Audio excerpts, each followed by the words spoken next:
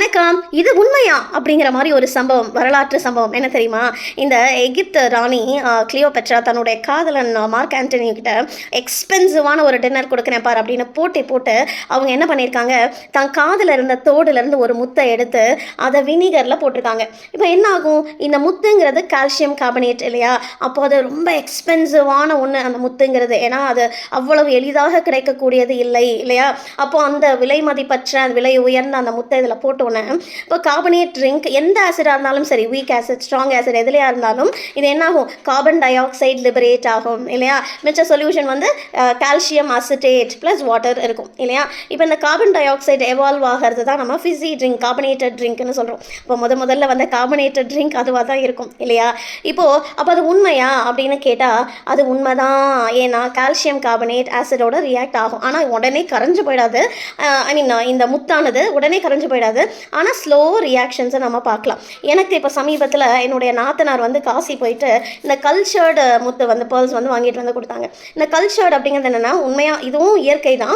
ஆனால் வந்து இந்த மொலஸ்கில் இன்ஜெக்ட் பண்ணி ஒரு சீடு மாதிரி அந்த முத்தை கொடுத்து அதிலிருந்து வளரக்கூடியது தான் இந்த கல்ச்சர்ட் பேர்ல்ஸ் அப்படின்னு சொல்கிறது. இப்போது இதில் சரி அந்த கிளியோபெட்ரா செஞ்ச மாதிரி நம்மளும் டெஸ்ட் பண்ணி பார்ப்போமான்னு தோணுச்சு. அப்போது நான் என்ன பண்ணேன், வினிகரில் இந்த நார்மலாக மணிலாம் வரும்ல அதை போட்டு பார்த்தேன். எந்த ரியாக்ஷனுமே இல்லை அது உள்ள, தெரியுதா? அதே மாதிரி இந்த கல்ச்சர்டு பேர்லையும் போட்டு பார்த்தேன் இந்த வினிகரில். நீங்கள் இதோட டிஃப்ரென்ஸ் நல்லா பார்க்கலாம் பாருங்களேன். இந்த கல்ச்சர்ட் பேர்ல் போட்டோன்னே அதுலேருந்து எப்படி பபிள்ஸ் வருதுன்னு மட்டும் பாருங்கள். ஸ்லோவாக அந்த பபிள்ஸ் வருது. அதுவே நம்மளுக்கு என்ன சொல்லுது அப்படின்னா, கால்சியம் கார்பனேட் இங்கே டீகம்போஸ் ஆகி கால்சியம் அசிட்டேட் ஃபார்ம் ஆகுது. நமக்கு என்ன ஆகுது, கார்பன் டை ஆக்சைடு லிபரேட் ஆகுது. தெரியுதா பாருங்கள், பக்கத்தில் காமிக்கிறேன். பபிள்ஸ் வர்றது தெரியுதா? 1 or 2 பபிள்ஸ் அப்படியே வந்துகிட்டே இருக்குது.